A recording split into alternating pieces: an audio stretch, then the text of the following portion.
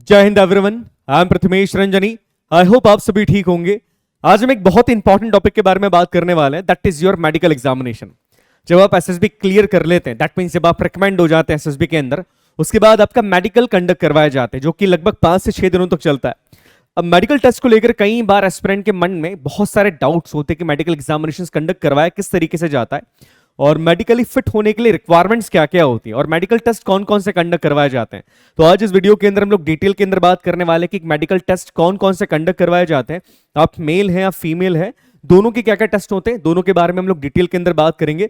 But हाँ, एक बात मैं इस वीडियो को शुरू करने से पहले ही आपको बता दूं कि मेडिकली फिट होने का रिक्वायरमेंट आर्म फोर्सेस के अंदर दूसरी फोर्सेस से ज्यादा होता है। ये चीज आपको समझनी पड़ेगी। आपका जो नेचर ऑफ जॉब है उसके अकॉर्डिंग आपका मेडिकली फिट होना बहुत जरूरी है और मेडिकल फिट होने का रिक्वायरमेंट भी यहां पर अलग होता है। अगर आप किसी स्टेट सर्विस की तैयारी कर रहे हैं और आप एज ए डीएसपी ज्वाइन करना चाहते हैं, दैट मींस आप पुलिस ज्वाइन करना चाहते हैं, पुलिस डिपार्टमेंट को ज्वाइन करना चाहते हैं, हो सकता है वहां पर मेडिकल का रिक्वायरमेंट इतना नहीं हो, वहां पर इस लेवल का मेडिकल फिटनेस ना देखा जाए। बट यहां पर मेडिकल फिटनेस आपका देखा जाता है बिकॉज आप जिस प्रोफाइल के अंदर जा रहे हैं वहां पर आपका मेडिकली फिट होना बहुत जरूरी है। चलिए तो हम वीडियो की शुरुआत करते हैं। आप जब भी सीडीएस का एग्जामिनेशन देते हैं, फिर चाहे आप वो आर्मी के लिए दें, नेवी के लिए दें, एयरफोर्स के लिए, किसी भी एंट्री के लिए आप सीडीएस का एग्जामिनेशन दे रहे हैं, आपको मेडिकली फिट होना बहुत जरूरी है। केवल हाइट और वेट और आई साइट के बारे में, इसके बारे में कई लोगों को पता होता है, बट केवल हाइट वेट और आई साइट से काम नहीं चलता है। इसके अलावा आपको प्रॉपरली एक फिट होना जरूरी है बिकॉज आपकी जो ट्रेनिंग है वो ट्रेनिंग भी काफी रेगोरियस होती है, बहुत कठोर और बहुत डिफिकल्ट ट्रेनिंग होती है। ट्रेनिंग के बाद आप जिस प्रोफाइल के अंदर है, आपका जो नेचर ऑफ जॉब है, वहां पर भी आपको फिजिकल फिटनेस और मेंटली फिट होना बहुत जरूरी होता है। इसी के लिए आपका मेडिकल एग्जामिनेशन कंडक्ट किया जाता है, जो कि लगभग 5 से 6 दिनों तक चलता है। अब मेडिकल एग्जामिनेशन के अंदर कई सारी चीजें होती हैं, इसके कारण आपको पीआर भी मिल सकता है। पीआर इसे परमानेंट रिजेक्शन कहा जाता है और कई चीजों के लिए आपको टीआर मिलता है। जैसे एग्जाम्पल की बात की जाए कि अगर आपका वेट बहुत ज्यादा है तो आपको परमानेंटली रिजेक्ट नहीं किया जाएगा, आपको मेडिकली फेल डिक्लेयर नहीं किया जाएगा, आपको टेम्पररी रिजेक्शन दिया जाता है, कुछ समय आपको दिया जाएगा, उसके बाद आप उस वेट को उस समय के अंदर कंट्रोल करके वापस आ सकते हैं। तो चलिए स्टार्ट करते हैं। देखिए कौन कौन से टेस्ट कंडक्ट किए जाते हैं। अगर ब्रीफली अगर मैं बात करूं तो आपको जब मेडिकल के लिए बुलाया जाता है 5 से 6 दिनों का लगभग आपका मेडिकल होता है, डिपेंड करता है, कई बार 5 दिन कई बार 6 दिन भी हो जाते हैं। शुरुआत में जब भी आप जाते हैं तो आपको चेस्ट नंबर अलॉट किया जाएगा। चेस्ट नंबर के साथ साथ याद रखिएगा आपको फॉर्म भी फिल करना होता है, जिसके अंदर आपको लिखना होता है कि आपके नॉलेज के अंदर क्या क्या प्रॉब्लम आपके अंदर आपको लगती है, या आपको अपनी डिटेल, अपनी मेडिकल डिटेल्स वहां पर फिल करनी होती है। इसके बाद आपका डेज के हिसाब से एग्जामिनेशन होता है। एक्जैक्टली फिक्स नहीं होता कि इस दिन ये होगा इस दिन ये होगा, डिपेंड करता है, वो डिपेंड करता है कि साहब क्या होने वाला है इस दिन आपका। बट मेडिकली अगर मैं मोटे मोटे तौर पर बात करूं, आपका जनरल मेडिकल एग्जामिनेशन होगा जिसमें आपका हाइट वेट ब्लड प्रेशर ये सारी चीजें बेसिक चीजें आपकी देखी जाती है। इसके बाद नेक्स्ट डे की अगर मैं बात करूं, या कई बार सेम डे भी हो जाता है, ईएनटी जो काफी इंपॉर्टेंट आई टेस्ट आपका, आई साइट टेस्ट कंडक्ट किया जाता है। ईएनटी के बारे में हम बात करेंगे, ईएनटी के बारे में आपका ईएनटी कंडक्ट किया जाता है। ईयर नोस टंग के बारे में बात की जा रही, डेंटल टेस्ट आपका किया जाएगा। इसके अलावा एक्सरे आपके होते हैं, एक्सरे के बाद blood test, urine test, ultrasound, surgical examination होता है। सर्जिकल आपका आउटर और इनर दोनों होता है, बाहर से भी होता है और इनर भी, अगर कोई समस्या है तो उसको भी देखा जाता है। इसके अलावा अगर फीमेल्स की बात की जाए तो फीमेल्स के लिए गायनेकोलॉजिकल टेस्ट भी यहाँ पर कंडक्ट किया जाता है, मेल्स के लिए नहीं है, ये फीमेल्स के लिए होता है। अब देखिए इन सारे टेस्ट के बारे में हम डिटेल के अंदर डिस्कशन कर रहे हैं, उससे पहले एक बहुत बड़ा मिथ या बहुत बड़ा एक सवाल हमारे माइंड में होता है कि क्या फोर्सेस के अंदर अगर मैं बात करूं क्या टैटू अलाउ है। आर्म फोर्सेस की टैटू पॉलिसी बेसिकली है क्या, इसको लेकर कई बार बहुत सारा मिथ हमारे माइंड के अंदर होता है और कई बच्चों को लगता है कि अगर टैटू है तो हम फोर्सेस में जा ही नहीं सकते। देखिए फोर्सेस ने टैटू पॉलिसी के बारे में क्लियरली बहुत सारी चीजें डिफाइन करके रखी है। फोर्सेस के अंदर टैटू अलाउ है, हाँ है। कहां हो सकता है, इस एरिया के अंदर हो सकता है, दैट मीन्स आपके हाथ के अंदर वाले हिस्से के अंदर टैटू अलाउ है और ये बाहर वाले हिस्से के अंदर भी आपका टैटू हो सकता है। बट एक चीज आपको याद रखना है, आपका जो टैटू है वो रिलीजियस हो सकता है, दैट मीन्स उसका कोई पर्पस होना चाहिए। आपका टैटू का साइज भी आपको वहां पर बताना होता है कि आपका टैटू कितने साइज का, ये भी आपको डिक्लेयर करना होता है। बट आपका जो टैटू है वो ऐसा टैटू नहीं हो सकता जो कि कोई सेक्सिस्ट रिमार्क दे रहा है, कोई ऐसा रिमार्क दे रहा है जो किसी दूसरे रिलीजन के लिए गलत है ना, कोई रेसिस्ट रिमार्क आपका टैटू डिस्क्राइब कर रहा है। ये चीजें आपके टैटू के अंदर नहीं होना चाहिए। टैटू में आपने कोई ऐसी इमेज बना के रखी जो कि सही नहीं है, जो अलग तरह की इमेज आप शो करना चाहते हैं, इस तरह के टैटू आपके नहीं होना चाहिए। अदरवाइज टैटू की पॉलिसी फोर्सेस की है और फोर्सेस क्लियरली उस पॉलिसी की बारे में डिफाइन करता है। दूसरी बात, जो ट्राइबल टैटूज हैं, हमारे देश में कई सारे ट्राइब्स ऐसे हैं जहां से भी एस्पिरेंट्स आते हैं। अब ट्राइब्स के कुछ मेजर टैटूज होते हैं जो उनकी ट्राइब की पहचान है, तो ट्राइबल टैटूज अलाउज है, बट हर किसी के लिए अलाउ नहीं है कि आपने कोई टैटू बनवा लिया और आपने जाके बोला सर ये तो हमारे ट्राइब से बिलोंग करता है टैटू, दैट्स वाई टैटू मैंने बनवा लिया। नहीं, ऐसा नहीं होता। आप जिस ट्राइब से बिलोंग करते हैं, वो ट्राइब जिस एरिया का है, वहां के जो भी एडमिनिस्ट्रेशन के हेड होंगे, डीएम साहब की अगर मैं बात करूं, उनसे आपको रिटर्न में लिखवा कर लाना पड़ेगा कि हाँ ये टैटू इस टाइप का है, तब जाके आपको परमिशन मिलती है। तो याद रखिएगा, आपको चीजें क्लियरली डिफाइंड होनी चाहिए और टैटू पॉलिसी क्लियरली आपको पता होनी चाहिए, बिकॉज ये चीजें काफी इंपॉर्टेंट है। चलिए सबसे पहले हम बात कर लेते हैं हाइट के बारे में, बिकॉज हाइट को लेकर भी कई बार डाउट होता है। देखिए आपकी जो हाइट है मिनिमम, अगर मैं हाइट की बात करूं आर्मी और नेवी के लिए, तो जो मेल कैंडिडेट्स हैं, मेल कैंडिडेट्स के लिए जो मिनिमम हाइट है दैट इज 155 सेंटीमीटर। याद रखिएगा 155 सेंटीमीटर मेल कैंडिडेट्स के लिए मिनिमम हाइट होती है। बट ऐसे एस्पिरेंट या ऐसे कैंडिडेट्स जो कि गढ़वाल, कुमाऊं या नॉर्थ ईस्टर्न रीजन से बिलोंग करते हैं, उनके लिए हाइट यहां पर कम है, दैट मींस रिलैक्सेशन दिया जाता है। 148 152 सेंटीमीटर आपकी हाइट हो सकती है अगर आप गढ़वाल, कुमाऊं या नॉर्थ ईस्टर्न रीजन से बिलोंग करते हैं, ठीक है। तो याद रखिएगा नॉर्मली हाइट इसमें 157 होती है। भाई अगर हम फीमेल के बारे में बात करें, फीमेल्स आर्मी के लिए जा सकती है, ओटी ज्वाइन कर सकती है फीमेल्स। तो फीमेल्स के लिए अगर बात की जाए तो फीमेल्स के लिए जो हाइट का क्राइटेरिया है दैट इज 152 सेंटीमीटर। सेम चीज यहां पर भी रिलैक्सेशन दिया जा रहा है। जो फीमेल्स गढ़वाल, कुमाऊं या नॉर्थ ईस्टर्न रीजन से बिलोंग करती है, उनके लिए जो हाइट का क्राइटेरिया है दैट इज 148 सेंटीमीटर। तो हाइट आपकी होनी चाहिए, हाइट कम ज्यादा नहीं चलती, आपकी हाइट लगभग इतनी मिनिमम तो होनी ही चाहिए। इसके अलावा अगर हम बात करें एयरफोर्स के बारे में, देखिए एयरफोर्स का क्राइटेरिया थोड़ा सा डिफिकल्ट होता है, डिफिकल्ट तो नहीं बोलना चाहिए बट थोड़ा डिफरेंट होता है। एयरफोर्स में दो तरह की ब्रांचेस आपकी होती है। Number one is flying branch. Flying के लिए आपका मेडिकल फिटनेस काफी अलग होती है, बेसिकली आपका बॉडी का स्ट्रक्चर ही बहुत अलग होना चाहिए। और फ्लाइंग फिट होने के लिए बहुत कम एस्पिरेंट्स होते हैं जो कि फ्लाइंग फिट होते हैं। व्हाई? बिकॉज ये कहा जाता है कि जो फ्लाइंग ऑफिसर्स होते हैं they are not made, they are born. Born क्यों कहा जाता है कि वो पैदा हो जाते हैं? बिकॉज आपकी बॉडी का स्ट्रक्चर एक्जैक्टली वैसा होना चाहिए। एग्जाम्पल की बात करें, अगर आप फ्लाइंग ब्रांच में जाना चाहते हैं तो आपकी मिनिमम हाइट, मिनिमम की बात कर रहा हूं, इट शुड बी 162.5 सेंटीमीटर। ये मिनिमम हाइट आपकी होनी चाहिए।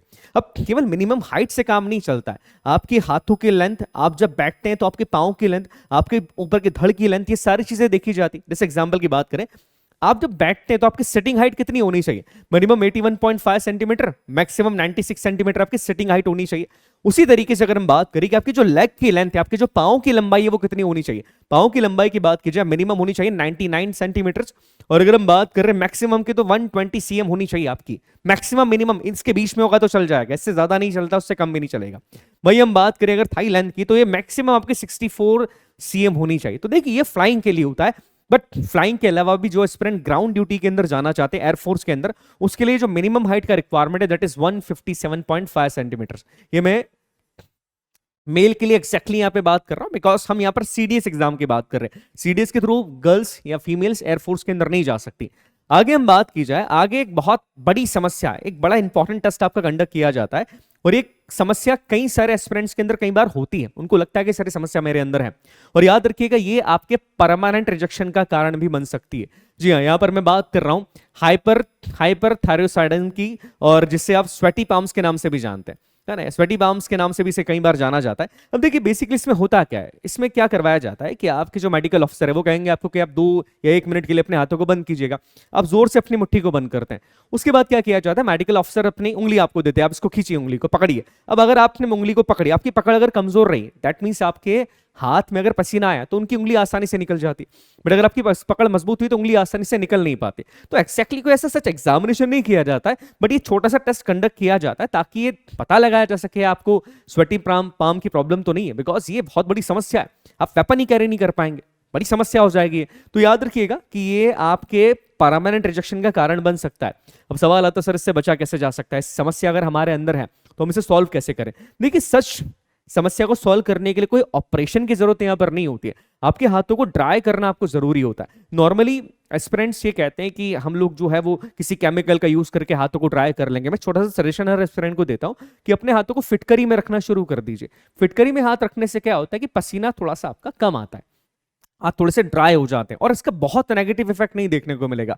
मार्केट में कुछ केमिकल्स हैं जो कहते हैं कि हम स्वेटी पाम की प्रॉब्लम को दूर कर देते हैं, बट उसका नेगेटिव इफेक्ट काफी ज्यादा देखने को मिलता है। तो ये ही एक चीज आप कर सकते हैं, बट याद रखिएगा कि ये चीज आपके परमानेंट रिजेक्शन का कारण बन सकता है, ठीक है। वैसे एक दूसरी समस्या आती है, कई बार ईयर वैक्स की प्रॉब्लम होती है। अब ईयर वैक्स की प्रॉब्लम ये कोई आपको रिजेक्शन नहीं दे देगा कि परमानेंट रिजेक्शन दे दिया गया, बट एक सजेशन मैं आपको दूंगा कि मेडिकल्स जब आपके होते हैं ना, उससे पहले अपनी बॉडी को प्रॉपरली क्लीन करिएगा, नहा के जाइएगा मेडिकल्स के लिए, प्रॉपरली क्लीन करिएगा अपने ईयर के अंदर जो वैक्स है उसको क्लीन करवा के जाइएगा। बिकॉज क्या होता है, छोटी सी चीज के लिए टीआर मिल जाए फिर वो चीजें ठीक नहीं होती है। आगे हम बात करें, आगे एक और आपका जो बहुत इंपॉर्टेंट टेस्ट कंडक्ट किया जाएगा, that is your carrying angle test. आपके आर्म्स का टेस्ट कंडक्ट किया जाता है। अब देखिए क्या होता है, नॉर्मली हर व्यक्ति का हाथ एक्जैक्टली हमारा ऐसे सीधा नहीं होता, थोड़ा सा टेढ़ा होता है, बट कई लोगों का हाथ अंदर की साइड ज्यादा घुमावदार होता है और कुछ लोगों का बाहर ज्यादा घुमावदार होता है। नॉर्मली अगर हम बात करें कि हमारे कितने डिग्री तक हमारा हाथ कैरी हो सकता है, कितने डिग्री का एंगल एक्सेप्टेबल होता है, तो 15 डिग्री तक का एंगल एक्सेप्टेबल होता है। कितना? 15 डिग्री तक का एंगल एक्सेप्टेबल होता है बॉयज के लिए। बट कई बार क्या होता है, कुछ लोग ऐसे होते हैं जिनका हाथों का एंगल 15 डिग्री से भी ज्यादा होता है। ये देखिए, जैसे 15 डिग्री से ज्यादा, ये सीधा होना चाहिए, हालांकि एक्जैक्टली सीधा नहीं हो गया, नॉर्मल है। आप देखिए, दिस इज द नॉर्मल, ये नॉर्मल जा रहा है ना, ये 10 से 15 डिग्री के बीच में है ना, आप देखेंगे 10 से 15 डिग्री के बीच में जा रहा है। बट ये देखिए 15 डिग्री से भी ज्यादा जा रहा है, 15 से भी ज्यादा का एंगल ये हो गया। अब ये क्या है, ये समस्या क्रिएट कर देता है। और जब ये एंगल बाहर की तरफ ज्यादा है तो इसे क्यूबिटस वल्गस के नाम से जाना जाता है। अब इसका ये समस्या है, ये समस्या से प्रॉब्लम क्या है, देखिए सीधी बात है, आप वेपन सीधे सही तरीके से कैरी नहीं कर पाएंगे। जब आप एम लेंगे तो आपका हाथ थोड़ा टेढ़ा जाएगा, दैट मीन्स आपको समस्या होगी।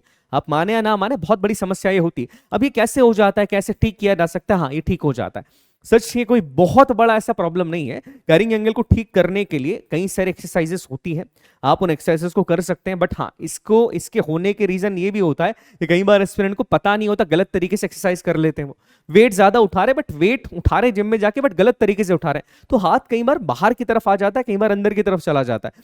तो आपको याद रखना है। इसके अलावा फिटनेस बैंड्स आते हैं जो आपको हाथ में बांधने के लिए दिए जाते हैं एक्सरसाइज करते समय, उससे भी समस्या को ठीक किया जा सकता है। बट देखो, टाइम टेकिंग चीजें होती हैं, अभी से करना शुरू कर देना। अगर लगता है कि मेरे को ये प्रॉब्लम है, मेरे अंदर ये समस्या है, तो अभी से उसको समाधान करना शुरू कर दीजिएगा। लास्ट टाइम के लिए हम नहीं रह सकते। कई बार क्या होता है, कई एस्पिरेंट्स के लिए एंगल काफी कम होता है, जैसे यहां पर देखिएगा ये 5 डिग्री से भी कम एंगल, बहुत अंदर आ जाता है, हाथ अंदर की साइड आ जाते हैं, ये भी एक समस्या है। इसे कहा जाता है क्यूबिटस वल्गस। तो ये आपको दोनों नहीं होना चाहिए, आपका हाथ नॉर्मल होना चाहिए। बट ये समस्या बहुत बड़ी नहीं है, आप इस समस्या का समाधान कर सकते हैं, याद रखिएगा। फिजियोथेरेपिस्ट के पास आप जा सकते हैं, वो भी कई सारे एक्सरसाइजेस आपको बताता है जिससे इस समस्या का समाधान हो जाता है। इसके बाद दूसरे हम एक इंपॉर्टेंट मेडिकल टेस्ट के बारे में बात करें तो वो आपका आईसाइट है। देखिए, आईसाइट एक्जैक्टली आपकी सही होना चाहिए, होना ही चाहिए। ऑब्वियसली आप फोर्सेस को ज्वाइन कर रहे हैं तो आपकी आईसाइट सही होना चाहिए। बट यहां पर फोर्सेस के हिसाब से, आर्मी, नेवी, एयरफोर्स के हिसाब से आपकी आई साइट की कंडीशंस अलग अलग होती है। आई साइट के लिए एक अलग से वीडियो मैं बना दूंगा, बनाया जाएगा, जिसमें डिटेल के अंदर हम डिस्कशन कर लेंगे कि आई साइट की रिक्वायरमेंट है क्या। यहां पर हम जो इंपॉर्टेंट पॉइंट डिस्कशन करने जा रहे हैं, that is your Lasik surgery. क्या लेजिक अलाउ है? याद रखिएगा, लेजिक अगर आप किसी भी ग्रेजुएट एंट्री के थ्रू जा रहे हैं, which is including CDSE, that means combined defence services examination, यहां आपका लेजिक अलाउ है, कोई प्रॉब्लम नहीं है। बट इसकी कुछ कंडीशंस होती है। आपके लेजिक, जब आपके लेजिक हो रहा है उसके 1 साल बाद या फिर SSB के लिए अपीयर हो सकते हैं। ऐसा नहीं कि 2 महीने पहले लेजिक हुआ है और मैं आज अपीयर हो गया, नहीं, 1 साल पुराना आपका लेजिक होना चाहिए। इसके अलावा आपकी उम्र 20 साल से ज्यादा होनी चाहिए जब आपका लेजिक हो रहा है। तो ये कुछ चीजें यहाँ पर रिक्वायरमेंट होती है। बट क्या लेजिक अलाउ होता है? हाँ, लेजिक अलाउ है। आप लेजिक अगर आपका हुआ है, बट वो 1 साल पुराना होना चाहिए, उस टर्म्स एंड कंडीशंस हैं, बट ये अलाउ होता है। आगे बात करते हैं।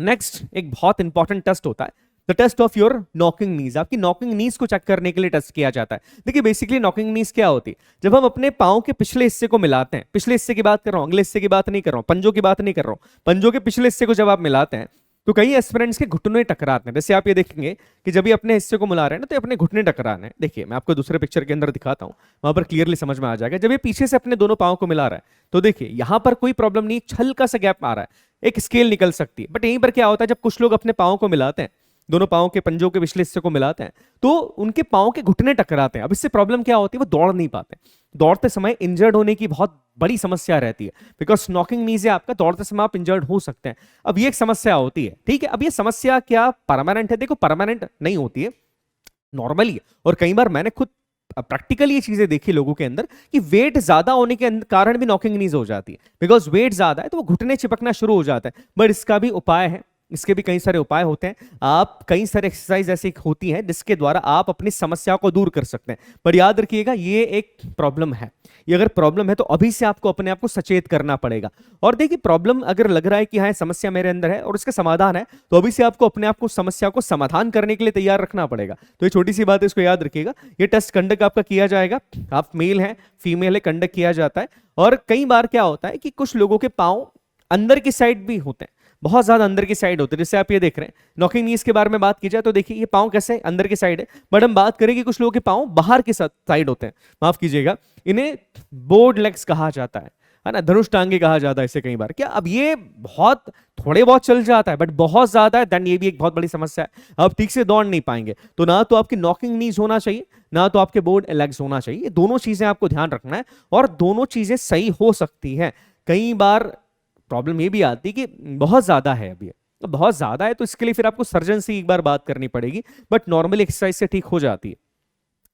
आगे बात की जाए नेक्स्ट टेस्ट के बारे में, that is your spine test. अब देखो स्पाइन टेस्ट जरूरी है, बिकॉज स्पाइन आपकी बॉडी के लिए सबसे इंपॉर्टेंट चीज मानी जाती है, आपको सीधा खड़ा रखने के लिए। अब आपकी स्पाइन के अंदर किसी भी तरह की डिफॉर्मिटी नहीं होनी चाहिए कि आपकी स्पाइन का स्ट्रक्चर अलग है, जैसे यहां पर पीछे से काफी ऊंचा हो गया या निचला साइड आपका काफी बाहर निकला हुआ है, ये इस तरह की चीजें आपकी बॉडी के अंदर नहीं होनी चाहिए। इसे काइफोसिस से कहा जाएगा, इसे लेडोसिस कहा जाता है। तो ये कुछ प्रॉब्लम्स हैं जो आपके अंदर नहीं होनी चाहिए, इसलिए क्लियरली आपका टेस्ट कंडक्ट कराए जाते हैं, उसमें ये चीजें भी आपकी चेक की जाएगी कि आपके अंदर समस्या है या नहीं है। अगले टेस्ट के बारे में हम बात करें, that is your complete homogram test. Basically यहां पर हम बात करें ब्लड टेस्ट के बारे में। आपका कंप्लीट ब्लड टेस्ट कंडक्ट किया जाता है, जिसमें समझ में आ जाता है व्हाट इज योर WBC कितने हैं, RBC का काउंट कितना आ रहा है। HIV जैसी समस्या तो आपके अंदर नहीं है, बिकॉज ब्लड टेस्ट के द्वारा बहुत सारी चीजें आपकी समझ में आ जाती है। बॉडी के अंदर कोई वायरस तो नहीं है, कोई विषाणु तो नहीं है, कोई ऐसी प्रॉब्लम तो नहीं है जो कि जेनेटिक है, तो प्रॉपरली आपका टेस्ट किया जाता है। आपका टेस्ट ब्लड सैंपल लिया जाता है, पैथोलॉजी लैब के अंदर ले जाकर वो सारी चीजें टेस्ट करते हैं। आपको बताते नहीं है वो, आप जो फॉर्म शुरुआत में फिल करते हैं ना उसमें लिख देते हैं वो कि क्या रिपोर्ट रही, आपको नहीं बताएंगे कि आपकी रिपोर्ट ये रही वो रही, वो बाद में होगा। ठीक है, आगे बात की जाए, अगले टेस्ट के बारे में हम बात करते हैं। नेक्स्ट टेस्ट आपका आता है यूरिन REME टेस्ट। आपका यूरिन टेस्ट भी लिया जाता है, यूरिन का कलर स्मेल कैसी आ रही है, उसके अलावा उसको डिटेल में जांचा जाता है, बिकॉज यूरिन टेस्ट से भी बहुत कुछ समझ में आ जाता है कि बॉडी के अंदर कोई प्रॉब्लम है तो नहीं या कोई समस्या तो नहीं है। इसलिए मैं स्टूडेंट्स को ये कहता हूं कि जब भी आप SSB के लिए जा रहे हैं, ठीक ठाक अमाउंट में पानी पीजिए। खूब सारा पानी नहीं बोलता हूं मैं कभी भी, बहुत चीज हर चीज को अति में नहीं किया जा सकता है, ठीक ठाक अमाउंट के अंदर पानी पीजिए, बिकॉज पानी पीना आपको जरूरी है। क्यों जरूरी, अभी आगे बताऊंगा मैं आपको। आपका अल्ट्रासाउंड टेस्ट भी होता है, अल्ट्रासाउंड टेस्ट से पहले बहुत पानी पिलाएंगे आपको। ओके, आगे चलिए, आगे बात करें। अब ये एक बहुत बड़ी समस्या है जिसको लेकर बच्चे कई बार कंफ्यूज होते हैं, that is DNS, deviated nasal septum, है ना। डिविएटेड नेवल स्पैटम के बारे में बात करें अगर हम, तो DNS की समस्या कुछ लोगों को होती है, बट याद रखिएगा DNS की समस्या का समाधान किया जा सकता है। अब DNS होता क्या है, देखिए नॉर्मली हम बात करें, नॉर्मल अगर आप देखोगे नाक में, तो नाक की हड्डी सीधी होती है। अब सीधी हड्डी होती है तो क्या होता है कि जब आप सांस लेते तो सांस लेने में कोई समस्या नहीं आती, कोई प्रॉब्लम नहीं आती। बट जिन लोगों को DNS है, DNS के अंदर क्या होता है, आपकी नाक की हड्डी थोड़ी टेढ़ी मेढ़ी, आप देखिए, अब इससे प्रॉब्लम आती है, सांस लेने में समस्या आती है, दूसरी समस्या भी आती है। इसलिए ये डिविएटेड नेसल सेप्टम है, इसके कारण कई सारी समस्याएं होती है। अब SSB के अंदर जब आपका मेडिकल एग्जामिनेशन होता है तो उस समय पर आपको ये समस्या नहीं होनी चाहिए। अब देखो जरूरी नहीं है कि कुछ लोगों की नाक टेढ़ी होती है बट एक्जैक्टली उनको कोई प्रॉब्लम नहीं हो रही इससे, बट जिनकी नाक ज्यादा टेढ़ी होती है उनको फिर प्रॉब्लम होती है ना। जैसे एग्जाम्पल की हम बात करें कि साइनस की एक बहुत बड़ी समस्या है, तो ये आपके अंदर नहीं होना चाहिए, बट आप इसको ऑपरेट करवा सकते हैं, TR दिया जाता है इसमें, ऑपरेट करवा सकते हैं और ऑपरेट करवा के आप जा सकते हैं। बट देखो वेट क्यों करना वहां तक का, लग रहा है अगर कि हाँ मेरा SSB है तो ऑपरेट करवा के जाइए, और ये इंपॉर्टेंट चीज है, ये चेक की जाएगी, बिकॉज देखिए कोई भी ऐसी चीज आपकी बॉडी में नहीं होनी चाहिए जो कि आपकी सर्विस में बाधा बने, ये हर चीज को यहां पर देखा जाएगा। इसके बाद आपके जो टेस्ट कंडक्ट किया जाते हैं उसमें एक बड़ा इंपॉर्टेंट टेस्ट है, that is your flat foot test. Flat foot होता क्या है, देखिए नॉर्मली अगर हम किसी नॉर्मल लेग के बारे में बात करें तो आप देखेंगे हल्का सा कर्व हमको देखने को मिलता है, और ये हल्का सा कर्व जो है ये बहुत मदद करता है आपको चलने में। जब आप दौड़ते हैं तो ये कर्व आपको आगे बढ़ने में काफी मदद करता है। बट जिन लोगों का फ्लैट फुट होता है, देखिए जैसे कि कोई कर्व ही नहीं आ रहा है, एग्जैक्टली फ्लैट फुट हो गया, जब आप देखेंगे नीचे निशान कैसा बन रहा है, तो देखो प्रॉपरली इस तरीके से व्हाइट वाला निशान बन रहा है, कोई कर्व नहीं आ रहा है। नॉर्मली क्या होता है, इस तरह का कर्व बन जाता है, अगर फ्लैट फुट आपको नहीं है तो। बट जब ये फ्लैट फुट होता है ना तो आदमी को दौड़ने में समस्या आती है, बहुत समस्या का सामना करना पड़ता है दौड़ने के अंदर, सही तरीके से वो दौड़ नहीं पाता है। और फ्लैट फुट जो है ये भी आपको एक बड़ा इंपॉर्टेंट, या कैसे कहूं मैं, कि ये भी एक रिजेक्शन का कॉज बन सकता है।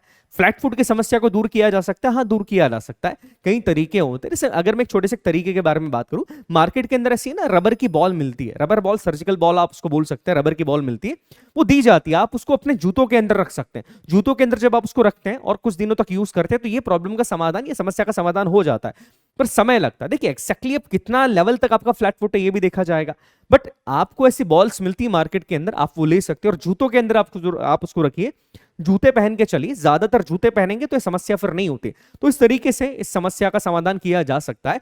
बट याद रखिएगा फ्लैट फुट के साथ आप फोर्सेस को ज्वाइन नहीं कर सकते, क्लियरली मैं कह दूं आपको, पॉसिबल ही नहीं, बिकॉज दौड़ने में समस्या होती है। इसीलिए आप इसको, अगर लगता है, आपको लग रहा है कि मेरे अंदर ये प्रॉब्लम है, अभी से इसके समाधान की कोशिश करना शुरू कर दो। बॉल्स मिलती है, आप अपने शूज के अंदर उन बॉल्स को रखिए, जिसके कारण ये समस्या धीरे धीरे आपकी सॉल्व होती जाए, बिकॉज अभी समय है आपके पास। उस टाइम पर प्रॉब्लम हुई तो फिर थोड़ी दिक्कत हो जाएगी। आगे हम बात करें, ओके, आगे हम बात करें दैट इज द गायनो। गायनो एक समस्या है, बॉयज के अंदर ये बड़ी समस्या होती है। गायनो के अंदर क्या होता है, आपके चेस्ट का ये वाला हिस्सा जो है वो थोड़ा फुल जाता है ना, फीमेल चेस्ट की तरह दिखना शुरू हो जाता है, तो गायनो भी रिजेक्शन का कारण बन सकता है। इसके अलावा हम बात करें पिजन टेस्ट के बारे में, पिजन चेस्ट भी रिजेक्शन का कारण है। ये इसको लेकर कई सारे बच्चे कंफ्यूज होते हैं, दैट्स व्हाई मैं आपको क्लियरली बता दूं, पिजन चेस्ट भी रिजेक्शन का कारण है। देखो गायनो का इलाज किया जाता है, गायनो का इलाज किया जाता है, गायनो का ट्रीटमेंट हो जाता है, नॉर्मल सी सर्जरी होती है, गायनो की सर्जरी करवा के इसका ट्रीटमेंट लिया जा सकता है। बट हम अगर ये सोचें कि पिजन चेस्ट के साथ हम फोर्सेस को ज्वाइन कर सकते हैं, नहीं, वो पॉसिबल नहीं है, बिकॉज ये माना जाता है कि पिजन चेस्ट अगर आपका है तो रेस्पिरेटरी सिस्टम, आपको सांस लेने में समस्या होगी और बॉडी का स्ट्रक्चर थोड़ा सा अलग हो जाता है और ये विजिबल दिखाई दे रहा है। तो ये आपको समझना होगा कि अगर ये प्रॉब्लम है एक्सैक्टली तो इसे ठीक किए बिना तो आप फोर्सेस के अंदर नहीं जा सकते। इसके बाद आपका एक्सरे लिया जाता है चेस्ट का, प्रॉपरली पूरे चेस्ट का एक्सरे लिया जाएगा। ये मशीन होती है, मशीन के एक्जैक्टली आपको इसी तरीके से सामने आना पड़ता है। और क्या होता है कि आपके चेस्ट के अंदर आपके रिब्स को चेक किया जाता है बेसिकली, कि रिब्स के अंदर ऐसा तो नहीं कि कोई रिब्स टूटा हुआ है, कोई ऐसा डिफॉर्मिलिटी तो नहीं है रिब्स के अंदर, ऐसा तो नहीं है कि सांस लेने में समस्या आएगी। क्या होता है कि आपकी बॉडी का जो आगे वाला स्ट्रक्चर है, आपका जो है ढांचा है रिब्स वाला, ये प्रॉपरली होना चाहिए। ये जो केज है, रिब केज है, प्रॉपरली एक डिफाइंड वे के अंदर होना चाहिए, बिकॉज ये बेस है आपकी बॉडी का, ये अपर बॉडी का बेस है, तो इसको चेक किया जाएगा। आगे बात की जाए, नेक्स्ट अगर मैं बात करूं that is your bone fracture. अब देखो बोन फ्रैक्चर को लेकर कई सारे मिथ होते हैं। बोन फ्रैक्चर को लेकर एक तो बहुत बड़ा मिथ है जो मार्केट के अंदर फैला है कि जिंदगी में कभी भी तुम्हारा फ्रैक्चर हुआ है तो तुम फौज में नहीं जा सकते। ऐसा कुछ भी नहीं है। बोन फ्रैक्चर्स कई तरह के होते हैं, ऐसा नहीं होता कि जिंदगी में कभी भी मुझे फ्रैक्चर हो गया तो मैं फौज में नहीं जा सकता। आपको अगर कोई फ्रैक्चर हुआ था बट आपको आज उस फ्रैक्चर के कारण कोई भी समस्या नहीं हो रही है, आप फ्रीली अपने हैंड्स को मूव कर सकते हैं। जिस एरिया के अंदर वो फ्रैक्चर हुआ था उस एरिया को आप फ्रीली मूव कर सकते हैं, उसके मूवमेंट रिस्ट्रिक्ट नहीं हो रहे हैं, तो फ्रैक्चर के कारण आपको कोई बाहर नहीं जाना पड़ेगा। बट हाँ, कोई ऐसा फ्रैक्चर है जो आपको बहुत पहले हुआ था बट आज भी उस फ्रैक्चर के कारण आपका वो वाला जो एरिया है, वो वाला जो हैंड का मूवमेंट है या लेग्स का मूवमेंट है या उस एरिया का मूवमेंट है, वो रिस्ट्रिक्ट होता है, उसमें पेन बहुत ज्यादा रहता है, या आपके डेली मोबिलिटी के अंदर वो फ्रैक्चर एक बहुत बड़ा हर्डल बन के आ रहा है, तो फिर आपको रिजेक्ट किया जा सकता है। बट नॉर्मली बोन फ्रैक्चर को लेकर आप ये मत सोचिएगा कि मेरा कोई बोन फ्रैक्चर हो गया तो रिजेक्ट कर दिया जाएगा, नहीं, ऐसा नहीं होता। इसके अलावा भी बहुत सारे टेस्ट होते हैं। इस एग्जाम्पल की बात कीजिए, आपके हाथों की उंगलियों का शेप टेढ़ा मेढ़ा नहीं होना चाहिए, बहुत सारी चीजें। अब देखो हर छोटी चीज पे नहीं जा सकता, मेजर चीजों के बारे में बात करें तो ज्यादा बेटर रहेगा। नेक्स्ट टेस्ट के बारे में बात की जाए, this is also your eye test. आपने कलर ब्लाइंडनेस के बारे में सुना होगा, जी हाँ, ये परमानेंट रिजेक्शन का कारण बन सकता है। देखिए कलर ब्लाइंडनेस टेस्ट पूरी दुनिया में लगभग एक तरीके से करवाया जाता है, एक जैसे ही करवाया जाता है। इसमें कई बार आपको तो स्लाइड पे दिखा दी जाती है, स्लाइड के ऊपर आपको बताना होता है कि क्या लिखा हुआ है, कई बार आपको बुकलेट दे दी जाती है, नॉर्मली स्लाइड्स दिखाई जाती है। अब देखिए क्या होता है, कुछ कलर्स के डॉट्स के ऊपर दूसरे कलर से एक नंबर लिख दिया जाता है। अब जिन लोगों को कलर ब्लाइंडनेस है उनको ये नंबर नहीं दिखेगा। आप देखिए एक बार, मुझे देखकर बताइए क्या नंबर है, कमेंट कीजिएगा क्या नंबर है ये। अगर ए मैं इसको मानूं और अगर मैं इसको मान रहा हूं सी, मुझे बताइएगा कलर क्या है, इसमें शेप कौन सा देकर रखा है। तो देखिए क्या होता है, जिन लोगों को कलर ब्लाइंडनेस होती है वो इन शेप्स को, इन नंबर, कलर ब्लाइंडनेस याद रखिएगा परमानेंट रिजेक्शन का कारण बन जाती है। तो ये आपको पहले ही चेक कर लेना है, बिकॉज देखिए कलर ब्लाइंडनेस का सच कोई इलाज नहीं है। क्लियरली मैं आपसे कह दूं कि अगर कोई कलर ब्लाइंड है तो सच दुनिया में ऐसे कोई चीज नहीं है कि आप इलाज करवा लेंगे तो ब्लाइंडनेस सही हो जाएगी, नहीं, ये नहीं होता। इसके अलावा आपके रेटिना के अंदर कोई प्रॉब्लम नहीं होनी चाहिए। रेटिना के अंदर प्रॉब्लम नहीं होनी चाहिए, आपका रेटिना डैमेज नहीं होना चाहिए। तो चीजें डिटेल के अंदर आई टेस्ट के अंदर बहुत कुछ चेक किया जाता है। कई सारी ऐसी बीमारियां हैं जिसके कारण आपको रिजेक्ट किया जा सकता है। आंखें बहुत ज्यादा रेड है, आपकी आंखों से लगातार पानी आते रहता है। So these are the major problems. तो ये आप देख कर चलिएगा कि ऐसी कोई समस्या आपके अंदर तो नहीं है। आगे हम बात करें योर ईयर टेस्ट। देखिए कानों का टेस्ट बहुत डिटेल के साथ मैं अगर मैं क्लियरली आपसे कहूं कि कानों का टेस्ट कंडक्ट किया जब जाता है आपका, उस समय पर आपसे कुछ दूरी पर डॉक्टर खड़े होते हैं और आपके इस कान के ऊपर क्या होता है, कान के ऊपर एक मैं अगर कहूं कि एक कागज या मोटा पुष्टा लगाया जाता है, उस पुष्टे को ऐसे राउंड किया जाता है ताकि आपको डिस्ट्रैक्ट किया जाता है। दूसरे डॉक्टर पीछे से कुछ बोलते हैं और वो जो बोल रहे हैं, वो जो नंबर बोल रहे हैं, नाम बोल रहे हैं, वो आपको सुनाई देना चाहिए। तो टेस्ट कुछ इस तरीके से कंडक्ट किया जाता है। अभी नई चीजें हुई तो और नई 2-3 चीजें इंप्लीमेंट हो गई है, बट ईयर टेस्ट आपका किया जाएगा। कान अपने क्लीन रखिएगा। अगेन मैं बोल चुका हूं कि वैक्स नहीं होना चाहिए कानों के अंदर, थोड़ा बहुत होता है बट बहुत ज्यादा वैक्स नहीं होना चाहिए, नहीं तो सुनने में समस्या आपको आएगी। ईयर टेस्ट के बारे में एक और छोटी सी बात मैं आपको बता दूं, एक्जैक्टली जो डायमेंशन है हियरिंग स्टैंडर्ड्स का वो ये है कि 610 सेंटीमीटर दूर से अगर कोई विस्पर कर रहा है तो आपको सुनाई देना चाहिए। विस्पर कर रहा है तो आपको सुनाई देना चाहिए दोनों कानों से, एक स्टैंडर्ड सेट करके रखा है। अब आप देख लीजिए कि आप क्या इस लेवल तक आप सुन पाते हैं, इसका आपकी सुनने की क्षमता क्या इस लेवल तक है, तो ये आप थोड़ा सा एक बार चेक कर लीजिएगा। नेक्स्ट टेस्ट के बारे में अगर हम बात करें, that is your dental test. देखिए डेंटल के बारे में बहुत ज्यादा आपको है ना डरना नहीं है, कंफ्यूज नहीं होना, डेंटल को लेकर इतना परेशान आपको होना ही नहीं है। डेंटल टेस्ट 22 पॉइंट्स का होता है, उसमें से 14 पॉइंट्स भी अगर आपको आ जाते हैं तो आप मेडिकली फिट हो जाते हैं। आपका दांतों में कैविटी है, आपने फिलिंग करवा रखी है, एक्सेप्टेबल है। दांत टेढ़े मेढ़े हैं, एक्सेप्टेबल है, बट दांत आपके इस लेवल के होने चाहिए कि कोई समस्या बहुत बड़ी दांत के अंदर ना हो। पायरिया है, ठीक है, इट्स टोटली पॉसिबल, कोई इसमें बहुत मेजर इश्यू नहीं आता है। बट याद रखिएगा कि खाने पीने में आपको समस्या नहीं आनी चाहिए। ऐसा नहीं कि आपका जबड़ा बहुत आगे, जबड़ा आगे है और ये आगे के दांत पीछे की साइड है, पीछे के दांत आगे के साइड है, दैट मींस ये वाले दांत जो है ये पीछे आ गए आपके, क्योंकि आपका ये वाला जबड़ा बहुत आगे आ गया। ऐसी कोई डिफॉर्मिटी आपके जबड़ों के अंदर नहीं होनी चाहिए। ये नहीं है तब तक कोई बहुत समस्या नहीं होगी। सेम टाइम पे आपका आपके थ्रॉट का भी टेस्ट कर लिया जाता है ना, टॉन्सिल्स का भी टेस्ट किया जाएगा कि आपके टॉन्सिल्स तो नहीं है। आपको टॉन्सिल अगर हैं भी तो देखिए टॉन्सिल बहुत मेजर प्रॉब्लम नहीं होती है, बहुत मेजर प्रॉब्लम नहीं है टॉन्सिल जो है, बट ठीक है, आपको अगर टॉन्सिल है तो आपको अभी से पता है कि कैसे उसको कंट्रोल किया जा सकता है, तो उसको कंट्रोल करने की अभी से कोशिश कीजिए, क्योंकि ये चीजें क्या है, अगर टीआर भी आपको दे रही है तो टीआर भी अपने आप में एक बहुत बड़ी समस्या होती है, फिर क्या परेशान होना पड़ता है। ओके, इसके बाद आप जितने भी एस्पिरेंट होते हैं सबका अल्ट्रासाउंड टेस्ट किया जाता है।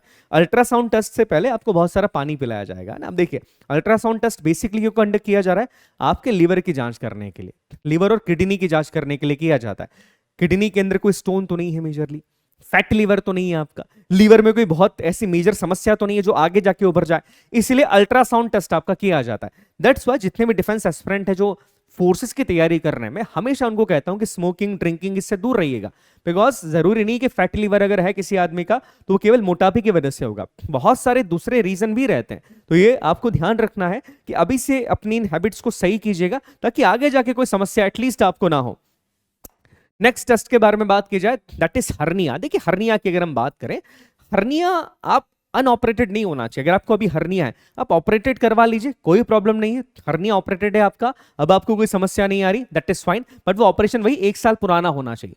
1 साल पहले आपका ऑपरेशन हो जाना चाहिए, मिनिमम 1 साल पहले आपका ऑपरेशन होना चाहिए। और ऑपरेशन के अंदर आपको जो स्कार आया है, जो भी कट लगा है बॉडी के अंदर, कभी भी आपका ऑपरेशन हुआ है और बॉडी में आपको कोई स्कार आया, उस स्कार में कोई इंफेक्शन नहीं होना चाहिए, उस स्कार की वजह से बॉडी के अंदर कोई डिस्फंक्शन नहीं आ जाना चाहिए। ये भी चीज आपको ध्यान रखनी है, ठीक है। तो याद रखिएगा आपका जो हर्निया है अगर वो अनऑपरेटेड है, ध्यान से सुनना, ऑपरेटेड है तो कोई समस्या नहीं, बट अगर आपका हर्निया अनऑपरेटेड है तो ये आपके रिजेक्शन का रीजन बन सकता है, और बन सकता है क्या है, बनेगा ही। और याद रखिएगा अगर आपने ऑपरेशन करवा लिया है तो आपका ऑपरेशन तकरीबन मिनिमम 1 साल पुराना होना चाहिए, दैट मींस 1 साल पहले आपने ऑपरेट करवाया था, ये बात याद रखिएगा।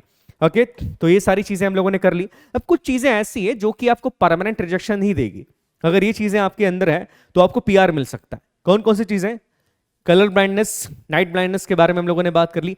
हाइपरटेंशन अगर आपको है बहुत ज्यादा, बिकॉज हाइपरटेंशन के अंदर आपका ब्लड प्रेशर बहुत बढ़ जाएगा, आप बेहोश भी हो सकते हैं, ये भी पीआर दे सकता है आपको। इसके अलावा अगर आपको कोई भी मेजर हार्ट डिसीज है, किसी भी तरह की मेजर हार्ट डिसीज से अगर आप ग्रसित हैं, याद रखिएगा, तो भी आपको पीआर मिल जाएगा। इसके साथ याद रखिएगा अगर आपकी कोई मेंटल हिस्ट्री रही है, आपकी मेंटल हिस्ट्री रही है, आपको मानसिक बीमारी पहले कभी थी, तो भी आप फोर्सेस ज्वाइन नहीं कर सकते। याद रखना, अभी नहीं है कोई फर्क नहीं पड़ता, हिस्ट्री भी रही अगर है ना मेंटल डिसीज की, तब भी फोर्सेस ज्वाइन नहीं कर सकते। ये बात याद रखिएगा, यहां नहीं लिखिए बट इसको याद रखना, अगर प्रीवियस डिसीज रही है मेंटल तो भी आप फोर्सेस ज्वाइन नहीं कर सकते। टीबी की समस्या है तो भी आप नहीं कर सकते। आगे बात की जाए, अस्थमा बहुत इशू है, बहुत बड़ा। माइग्रेन की समस्या है, you can not join the forces, rejection आपको मिलेगा ही मिलेगा। और अगर कोई बहुत मेजर किडनी डिसीज है, मेजर स्टोन की डिसीज है, तो भी आपको पीआर ही इन कंडीशंस के अंदर दिया जाता है। तो ये कुछ मेजर चीजें थी जो आज हम लोगों ने बात करी है कि सीडीएस के मेडिकल के अंदर मेजर ये चीजें कंडक्ट की जाती है ना, मेजर है, ऐसे बहुत सारे टेस्ट हैं, बहुत सारे टेस्ट कंडक्ट किए जाते हैं, सबके बारे में डिटेल में भी हमने बात नहीं किया बिकॉज बहुत छोटी छोटी चीजें भी चेक की जाती। अगर मैं काउंट करके बताऊं तो 50-60 टेस्ट कंडक्ट किए जाते हैं, बट मेजर हम लोगों ने यहां पर चेक कर लिया है कि क्या चीजें कंडक्ट की जाएगी। अब एक सवाल आता है कि सर क्या करें, मेडिकल में अगर फिट रहना है तो जीवन में क्या किया जाए? देखिए सीधा जवाब है, you have to work out. Workout का एक शेड्यूल बना लीजिए, एक आइडल वर्कआउट शेड्यूल। अगर मेरे हिसाब से मैं बताऊं, ये आइडल, ये नॉर्मल आदमी के लिए रनिंग तकरीबन 3 से 5 किलोमीटर आप कर सके, याद रखिएगा 3 से 5 किलोमीटर तकरीबन रनिंग कर सके। टाइम अगर मैं कहूं तो मैक्सिमम आप मान के चलो 20 मिनट आप ले लो, मैक्सिमम 5 किलोमीटर 20 मिनट के अंदर कर रहे हो, बहुत होते हैं 20 मिनट वैसे तो, पर ठीक है आप रनिंग इतना कीजिए, लगभग इतनी रनिंग आपकी होना चाहिए, हालांकि 20 मिनट नहीं 15 मिनट ही होना चाहिए, पर ठीक है। अगर आप रस्सी कूदते हैं तो कम से कम 15 मिनट आप रस्सी कूद पाए, करना है आपको, करिए। वीक के अंदर कम से कम 15 मिनट आप रस्सी कूद सकते हैं, इतना स्टैमिना आपका होना चाहिए। कम से कम मिनिमम 30 सेटअप्स और 30 पुशअप लगाने की क्षमता आपके अंदर होनी चाहिए। That should be the fitness level, याद रखिएगा इतना फिटनेस लेवल आपका होना चाहिए। चिनअप्स के बारे में बात करो, मिनिमम की बात करो, मिनिमम 10 चिनअप्स आप लगा सको। 8 भी लगा रहे हो तो कोई समस्या नहीं है, बट मिनिमम इतना स्ट्रांग आपको बनना है कि कम से कम 10 चिनअप आप लगा सकते हो। इसके अलावा रोप क्लाइंबिंग के बारे में बात की जाए तो 3 से 4 मीटर आप रस्सी चढ़ सको हाथों के सहारे। अगर रस्सी ऊपर बंदी है तो कम से कम 4 मीटर हाथों के सहारे रस्सी चढ़ सको। ये चीजें अगर आप कर सकते हैं देन आप मेरी बात मानिएगा कि कई सारी ऐसी समस्याएं जो ऑटोमेटिकली अगर अभी होगी ना आपको, वो भी दूर हो जाएगी, ऑटोमेटिकली दूर हो जाएगी, because you are medically fit. तो चलिए आज हमने मेडिकल स्टैंडर्ड्स के बारे में बात करी है, और नेक्स्ट वीडियो के अंदर हम आगे इसी और चीज को डिस्कशन करने वाले हैं। आई साइट के बारे में हम बात करेंगे डिटेल के अंदर। चलिए मैं नेक्स्ट वीडियो के अंदर आप सभी से मिलता हूं, तब तक के लिए जय हिंद, जय भारत, भारत माता की जय।